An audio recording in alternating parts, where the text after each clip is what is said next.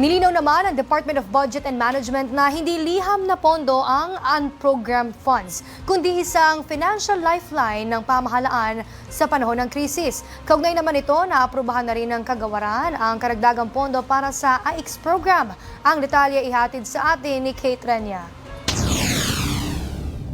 Bilang tugon sa direktiba ni Pangulong Ferdinand R. Marcos Jr. para mapalakas ang mga social protection programs ng pamahalaan, naglabas ng karagdagang 5 bilyong piso para sa programang Assistance to Individuals in Crisis Situation o AIX ng Department of Social Welfare and Development. Sa pagpapaliwanag ng Department of Budget and Management Secretary Amena Pangandaman, ang 5 bilyong piso ay mula sa unprogrammed appropriations na isang standby allocation na aprobado ng Kongreso sa 2025 General Appropriations Act. Ayon kay Secretary Pangandaman, hindi lihim o diskresyonary ang unprogrammed funds. Ito ay mga pondong may partikular na layunin at naaprobahan ng Kongreso. Maaari lang din itong gamitin kapag may sobrang kita mula sa mga buwis, bagong revenue sources o mga valid na loan agreements. Binigyang diin din ng kalihim na nagsisilbing financial lifeline ng pamahalaan ang unprogrammed funds na nagagamit sa mga emergency gaya ng kalamidad, pandemya o krisis sa kabuhayan. Samantala, naaprobahan na rin ng DBM ang idinagdag na pondo para sa AIX.